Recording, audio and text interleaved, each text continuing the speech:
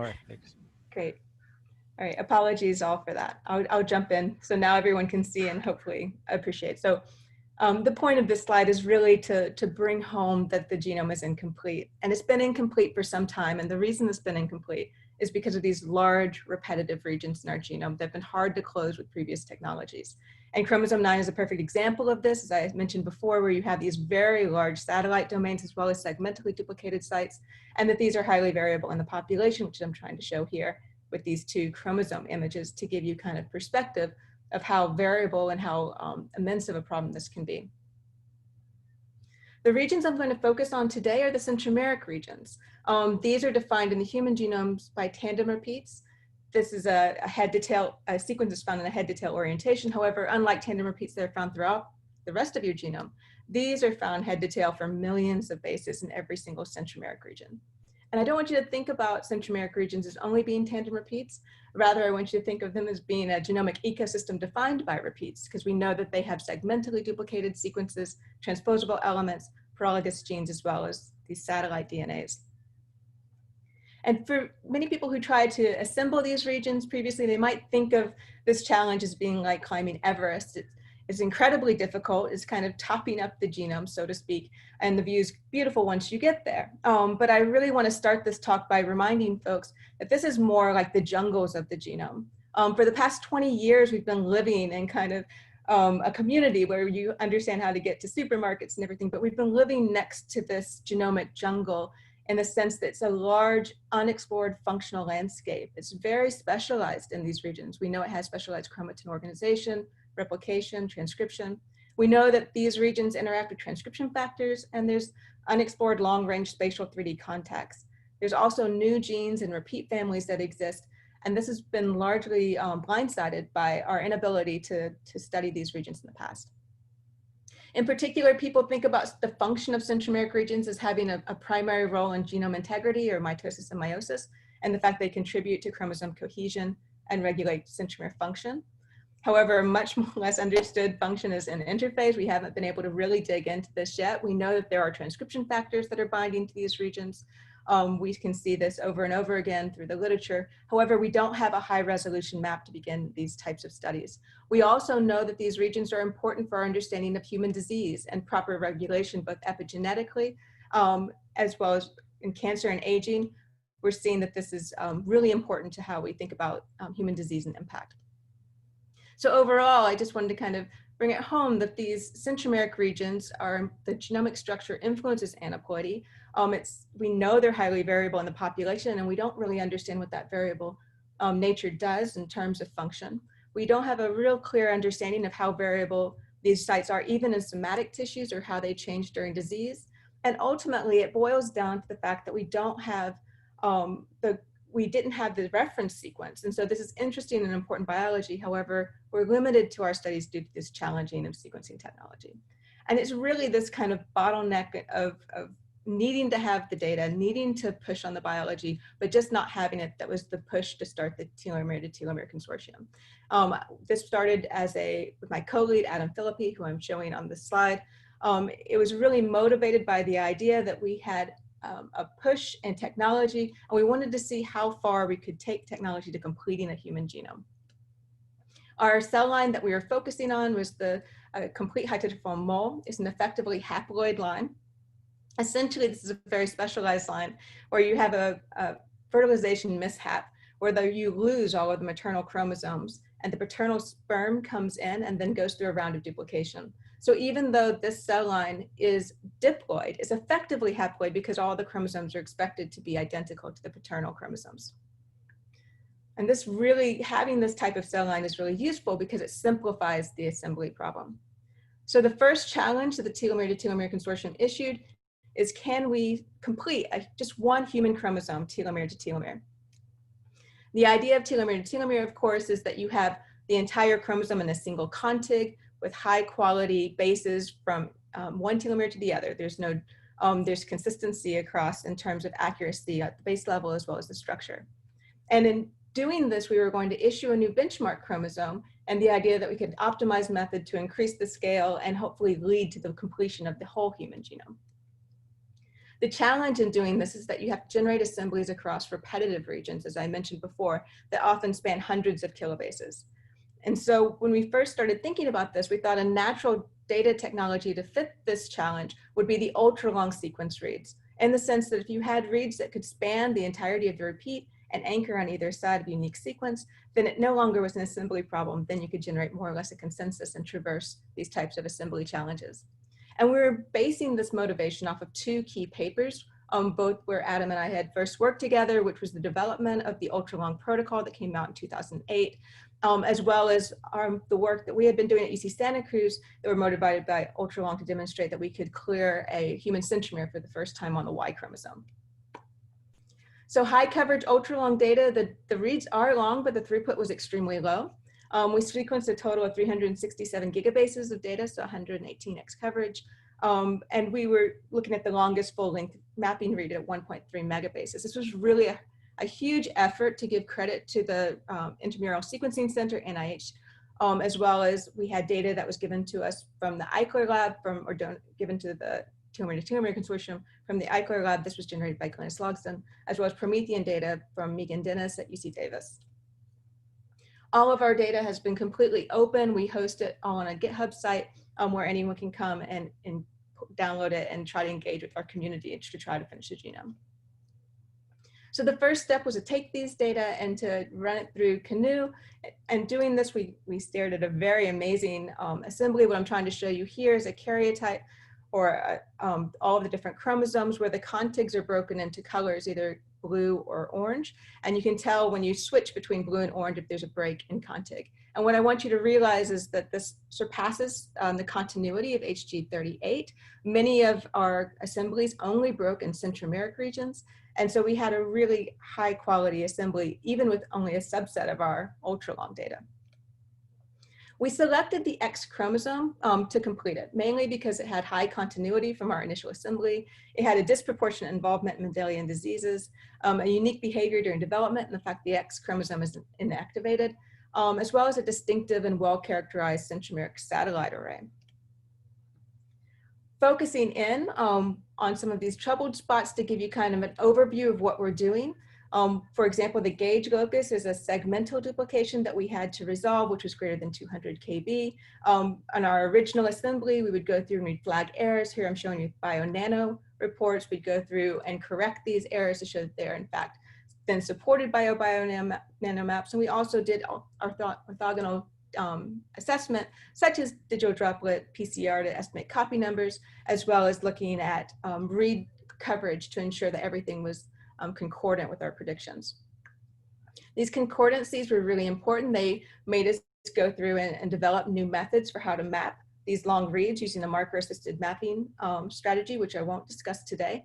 But essentially, by allowing ourselves to confidently map these long read sequences into the repetitive regions, we could then study concordancy in the PacBio alignments, as I'm showing you here on the top, crediting Mitchell Vollmer's group from Evan Eichler's group, as well as begin to study these ultra-long patterns as they span the repeat.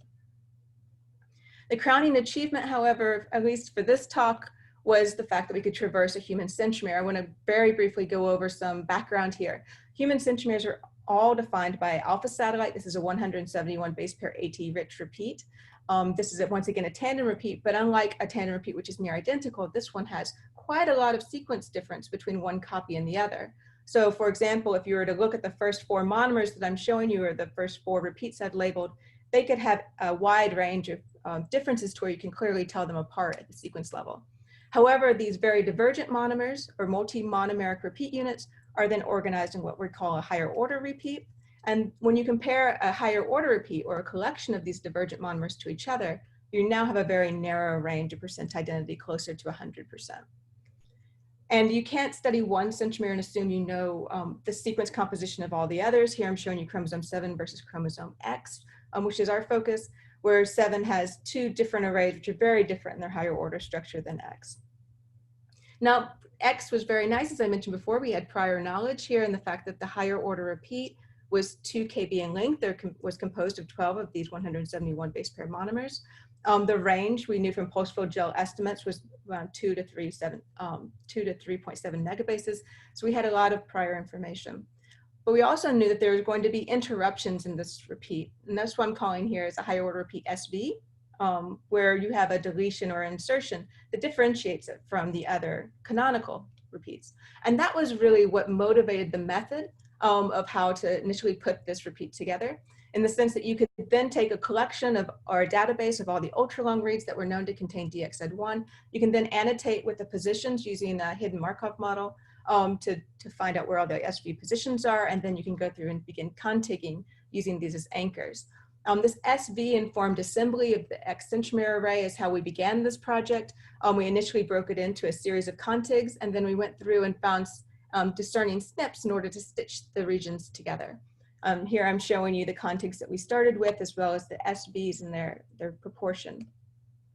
But I really want to credit some of the work that came out of Centrifly. When we were actually establishing this, we were lucky to pull in an extra collaborator who had an automated assembly of centromeres and went through a very different strategy that utilized low frequency K-mers to help us resolve some of these regions that we only had weak support based on these single SNP sites.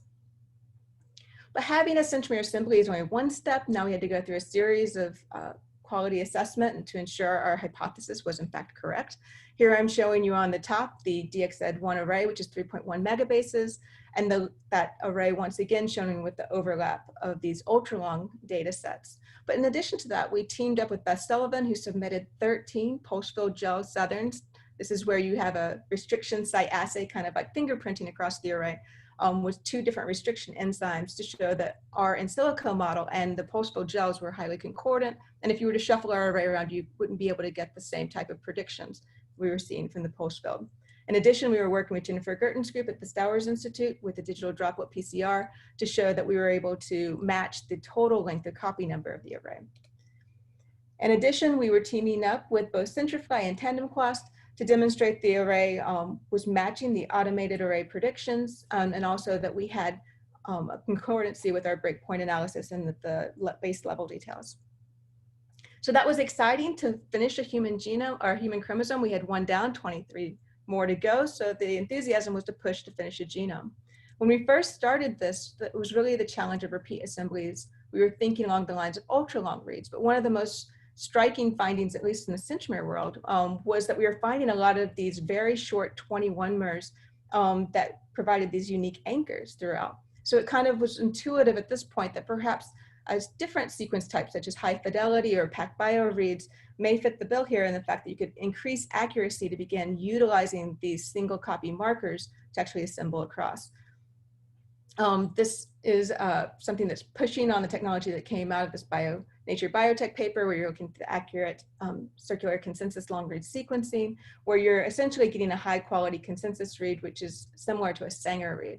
And it also benefits from an algorithm called HiCanu that was developed out of Adam Philippe's, Sergey Nurk, and Sergey Cohen's group, in the sense that before, when we were using the ultra long reads, we could now put together entire chromosomes, including the centromere.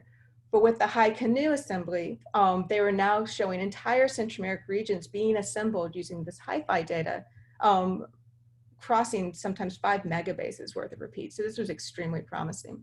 So it was really these 2 seismic shifts or dramatic improvements in genome technology.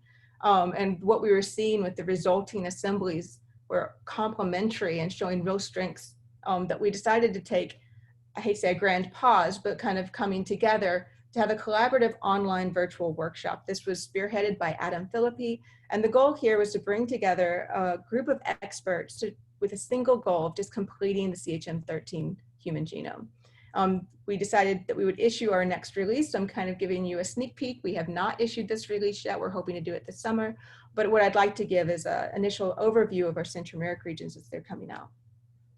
Before I do that, I really want to emphasize the collaborative virtual workshop and the team that was involved with the assembly aspects of this, because it's really, they've been driving a lot of this workshop, and it's been amazing with the development of new assembly methods, the targeted completion of remaining satellites, segmental duplications, and rDNAs, and also we're releasing these highly accurate and curated assemblies now. So what's different than before? Essentially, you can think about it as using the HiCanu strategy for error correction. This is largely crediting our working group lead, Sergey Nook. In the sense you have an original CCS read, which is already high quality, as I'm showing here with the number 1, indicated in both the box plot as well as the read alignment. And then you go through a step of homopolymer compression, and you can see you instantly gain with improvement of the read alignment score. You can then look at the overlap-based error correction score, and then you're approaching 100. And then when you start to ignore endos that we know are problematic for some of the PacBio sequencing and tandem repeats, we're approaching, if not reaching, 100% identical. But instead of going into contigging during our workshop, we decided to, or Sergey Nook decided to go into a conservative string graph construction. This uses only perfect overlaps. And the conservative graph processing uses tip clipping and bubbles. But ultimately, what we're doing is representing 8 kb of perfect overlaps on homopolymer compressed hi-fi read data. And what I'm trying to show you here is just the image of the graph. And it's just so clear that you see entire chromosomes begin to fall out. So in other words, now we are issued a set of telomere to telomere chromosome predictions from just this step alone. We also have flagged error sites, such as the human satellites 2 and 3 that are found on chromosome 9 that I'm showing you here has an extended bubble that we have a team working on now, as well as the acrocentrics where we're still finding some connectivity through the rDNAs. Now the hi-fi data was step 1. You can think of the ultra long nanopore reads as perhaps step 2 in the fact that they're now being used to thread through these more difficult bits to provide resolution and also validation. So what I'm trying to do in this slide is provide kind of a context of all the multitude of teams that are working on this. So for all the T to T genomes and all of the T to T chromosomes and all of the different problematic chromosomes, we have teams that are focused on polishing, satellite assessment, telomere assessment, segmental duplication assessment. And we're using all of the data sets that T to T has generated, but in particular, these ultra long data are really coming in to view, as I'll share in a second, for evaluating structure. We also are looking at resolving these long range paths and the acrocentric rDNA phasing. So I want to focus on the satellite team, which is where I've had my headspace for the last month, in the sense that we've been using the ultra long reads here to issue both centerfly, SV mediated overlap maps, as I showed you before for the X. We've also been working with tandem quas, which I hope we'll hear more on, and kind of evaluating all of the assemblies as they come through, as well as the alpha repeat structure. And then we give feedback directly back to the assembly team, and so we can move very quickly and trying to sign off or green light so we could go through and study the genetics and epigenetics of these regions. I'm just giving you one example here using the HiCanu assemblies where we've been using tandem quas to both flag high quality and errored regions where we can go back and make corrections. One of the most interesting thing, however, is I didn't, in starting this, I know the devil's in the details, I was unsure if we were to take a sampling of cells, as I'm trying to show you here with all of the blue circles, if they were all going to be the same or if the centromeric regions were evolving in cell culture. And so it was this attention to somatic heterogeneity that our team took quite seriously. Here I'm trying to show you on the X chromosome where we're actually flagging these types of somatic sites. And the way that we're able to do this is by taking the long read data and using repeat aware mapping. This is using WinnowMap, which you'll hear about during the session, as well as tandem quast, tandem mapper, to begin to look at these types of frequency-based polymorphisms or heterogeneities that we're finding along the length of the array. Here I'm showing you for X, we have an additional copy, which is represented in roughly 40% of the samples. And we can do this across every single centromeric region. So now not only are we building these assembly maps, but we're also building these heterogeneity maps. In addition, we've been characterizing all of the alpha satellite in both the assemblies and the Illumina data to show concordancy with the length of the array based on what we would expect on the whole genome Illumina-based data sets, as well as teaming up with Jennifer Gerten's team, who's been designing digital droplet PCR panels to go through and confirm the copy numbers through an orthogonal method using the genomic data. So kind of as before I dive into the data itself, I just want to say there are future directions here and how to improve the scope. I think a lot of the satellite evaluation tools we're building in this particular workshop can go into cloud-based workflow. And I'm also currently working with researchers at University of Washington Genome Sciences to see if we can start to utilize some of these maps to do super resolution imaging to improve our kind of validation outside of the pulse-flow gel model. So now that we have these highly accurate sequence maps of human centromeric regions, what do they look like?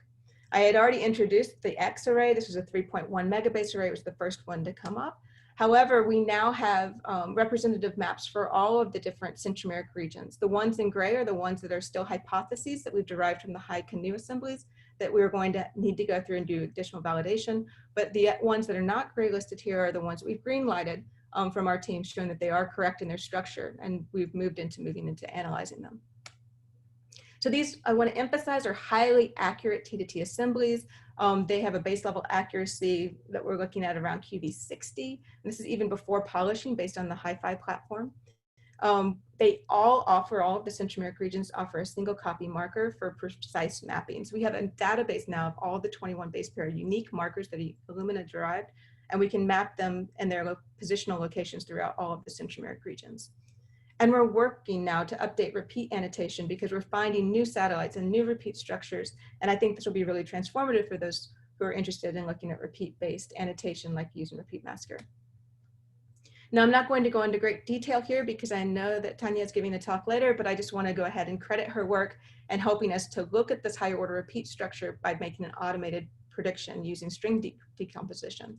Here I'm showing you once again the DXZ1, we have the array, and the higher order repeat. You can think of that being a string R, and we're using string decomposer to go in and create a mono read and then predict higher order repeats based on those characterization of the individual monomers.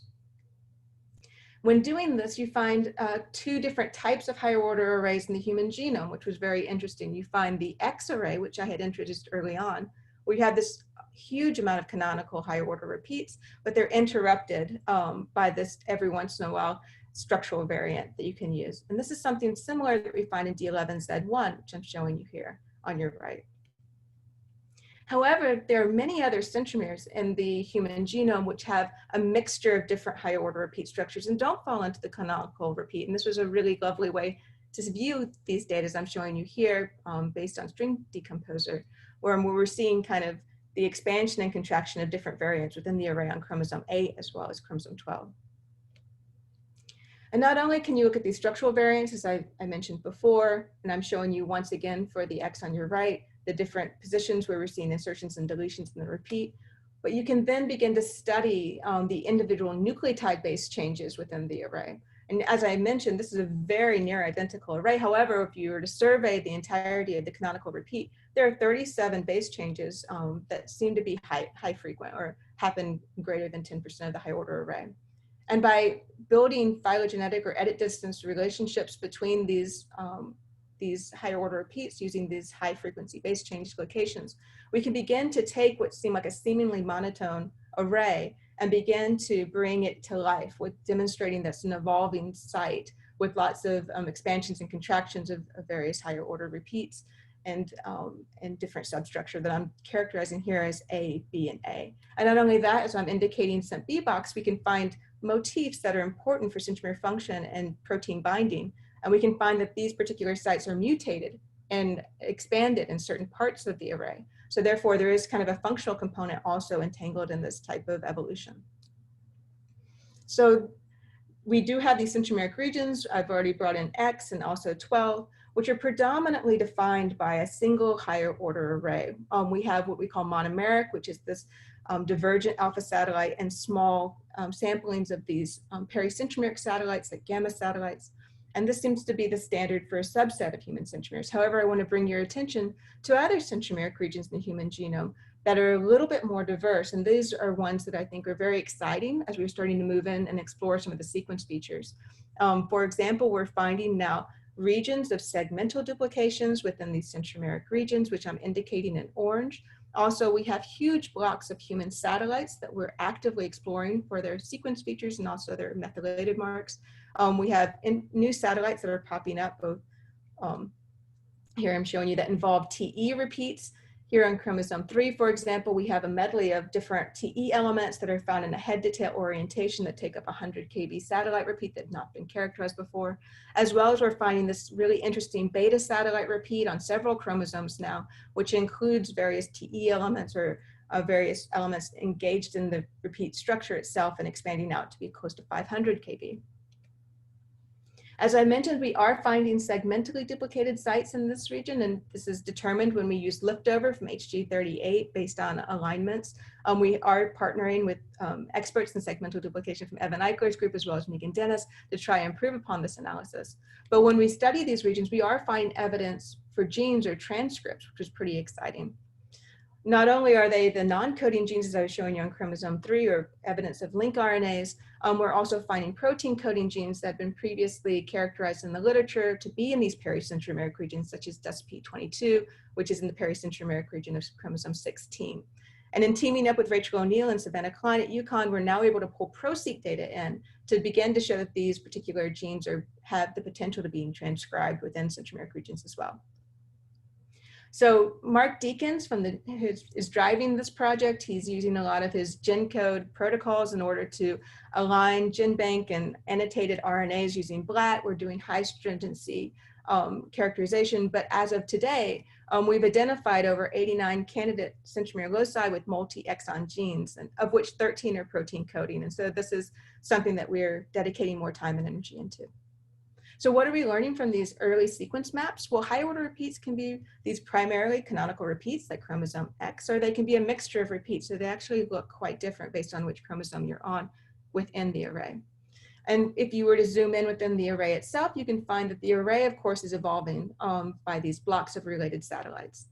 Human centromeric satellites are actually extremely poor for TEs within the arrays themselves. Nevertheless, we are finding monomeric and also these pentameric satellite arrays that introduced to have these types of repetitive elements expanded.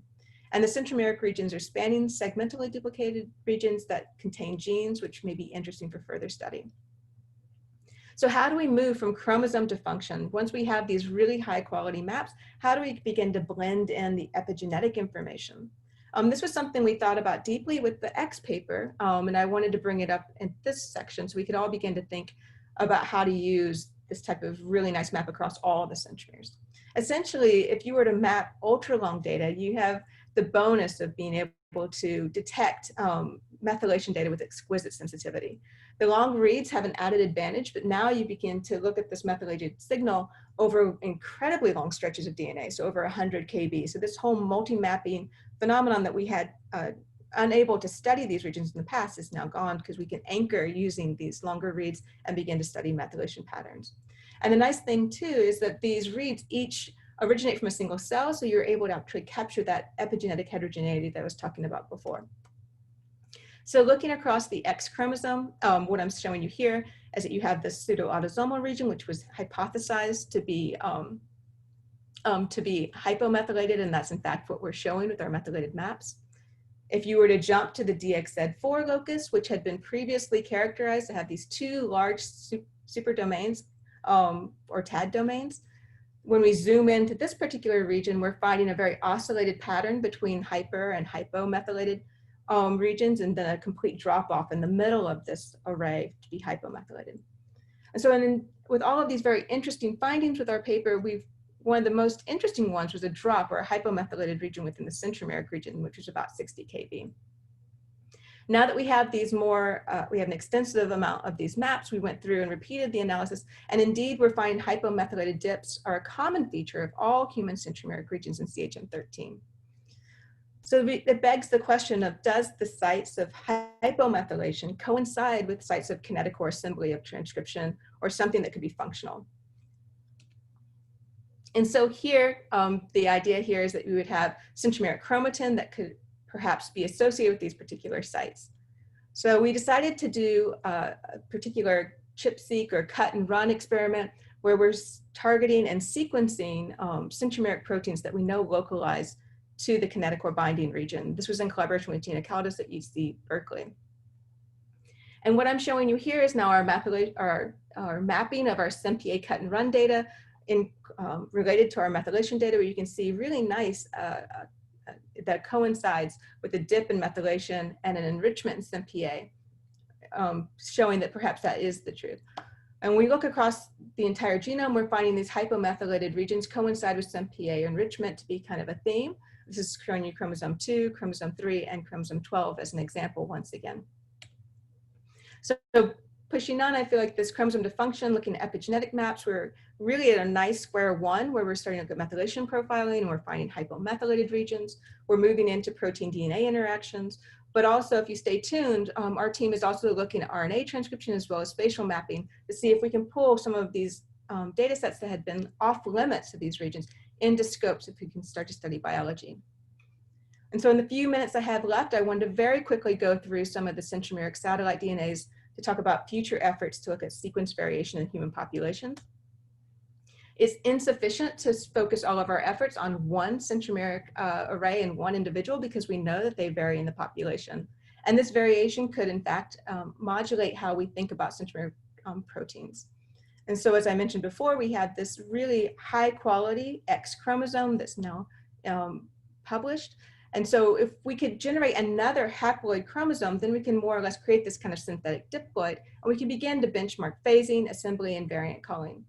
And so this, what I'm going to talk about today, is an assembly that was a hypothesis generated by the HiCanu assembly. Once again, this is a 3.1 megabase array that we've now going through, and we're estimating how high quality it is by looking at the same type of post-fold southerns, digital droplet PCR, tandem quast centrifly, and looking at coverage-based estimates. But essentially, if you go through our previous notes for CHM13, we were seeing these types of superdomains. We can also look at repeat structures, and we're developing new methods to predict array haplotypes. And when you begin to look at HG002, which this particular individual looks very similar to CHM13, both in the domains, the structural variants, and these types of haplotypes that we're being able to flag. So this is a really nice way to kind of state that CHM13 seems like a very robust representation or reference to study human variation, and also to say that this is a nice way to begin to study different haplotypes as you move into humans. However, we need to expand these types of maps, and so this is where the Human Pangenome Reference Consortium comes in, where one genome's not enough, and we need to start moving into a richer discovery of centromeric regions. And this is, of course, a much larger effort outside of the telomere to telomere that's going to take some of this effort of pulling data to meet these challenges with centromeric repeat assembly. So a single centromeric reference map is square one, but I would hope that we're moving in a direction to understand population genetics, association with disease, epigenetic regulation, and ultimately moving into translational studies. And so it's an exciting time, and it's a new era for telomere to telomere genomics. And with that, there's a lot of people to thank. This is all of our listings of our telomere to telomere consortium. You're welcome to see our webpage where we have additional information. I want to go ahead and share our working group information and acknowledgements for our satellite team, as well as give information for our telomere to telomere consortium website and GitHub page for those who are interested. And I'll take any questions.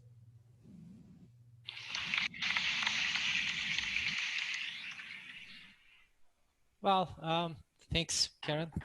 So we have some questions. So first coming from Anna Conesa. She's asking if these centromeric regions are so variable in the population, how can you define a reference?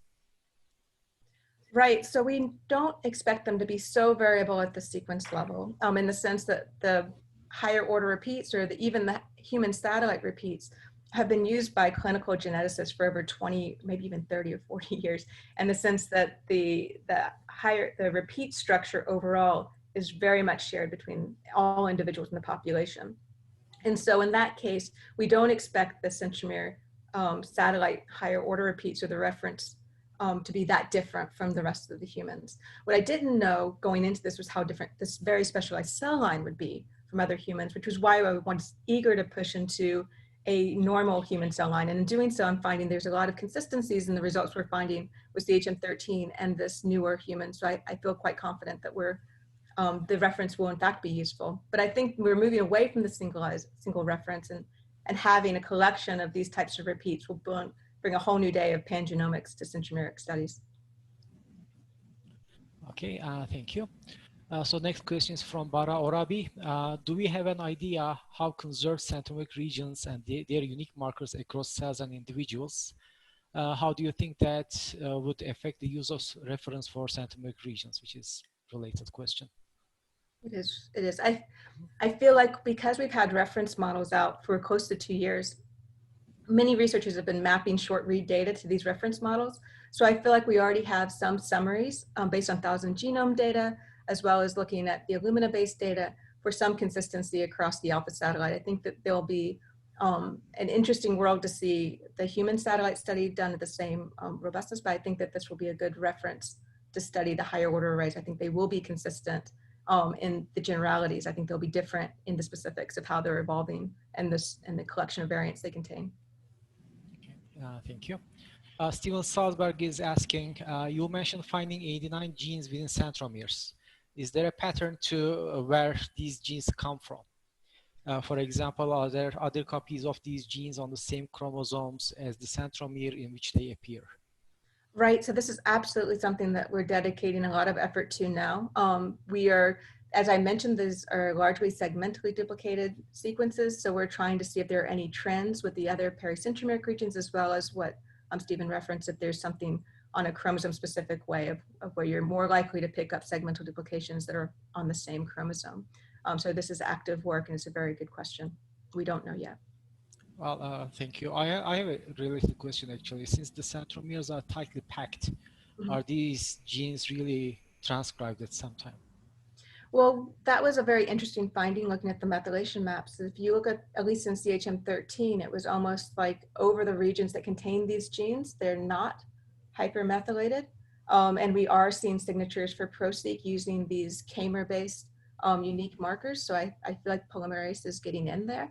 And also based on some early work from Evan Eichler's group back in 2001, they were looking at centric transitions, and they were finding transcripts coming out from the pericentromeric regions and segmental duplications on the assembled part of the genome. So it might be that if you were to think about these as bookends, the same model could be applied within the centromere as well as you extend out from the array in the other direction. But it's still an open question. We have ISO-seq data that we've been trying to pull in from CHM13 as well. However, unfortunately, we haven't had any proof using ISO-seq data of transcription of these regions quite yet. So we're relying on the high coverage of the ProSeq. Okay, thank you. Josiah Simon is asking, you mentioned moving away from a single reference. How did you use the graph genomes in this project? We have not been using graph genomes quite yet. That is something that I am aligning this program with, the pangenomic effort. I envision that that is going to be the strength of moving forward for these particular regions, is to ensure that we have a reference that it is amenable to these types of pangenomic representations and mapping and variant calling strategies. Okay, thank you. Terry Gasterland is asking, to what extent are words or repeats shared across centromeres versus unique to one centromere? If you were to cluster centromeres, which chromosomes are more like each other? When I first started this, everyone could tell you that I was very nervous about how we were going to phase chromosomes from the acrocentric, for example. I knew that there were shared satellites there, 1, 5, and 19, as well as 4 and 9, and 5 and 19 have separate arrays. So there were clear indications from hybridization studies before we started this that there would be trouble spots. However, to give credit to both the methodology that's being employed here as well as the HiFi data, we are not seeing any evidence of issue with being able to separate these repeats. And we have teamed up with Jennifer Gerten's team to generate flow sorted chromosome data. So we have it for 1, 5, and 19. And so we've gone back and looked at these Illumina flow sorted data sets in the context of our HiCanu assemblies, and we find no evidence for cross-contamination in support of what we're seeing for these well-structured graphs. So I think that we're in a really good spot with the satellites. What I would caution is the rDNAs, as I showed in the initial data set, seem to have perhaps the biggest challenge here of being resolved. Okay, she's also asking if there are any news on the short arm of chromosome 19. So chromosome 19, I have only studied the centromeric region, but it is one of our T-to-T chromosomes that will be released eventually. And so I think that that should be very positive news in the sense that it was a chromosome that we were able to pass through green light and pass on to our polishing and curation teams. One last question, which is related to my question, I guess, from an anonymous attendee. Are there any important transcriptional activities, for example, essential role in cancers in centromeric regions? I think that having this type of map and building upon this map and the tools is going to advance our ability to ask that question in cancers. I think it's going to be a hard question to ask in this particular cell line or any non-cancer cell line, because the satellites are just simply not transcribed at a high enough level to really make that clear case for mechanism. I think that to kind of tie it into your question, I think where we're having the best luck is in the pericentromeric regions, that looking at these pro-seq reads, where we are seeing genic long link RNAs and TE elements showing evidence of transcription. And it may be interesting to follow up on how that regulation is taking place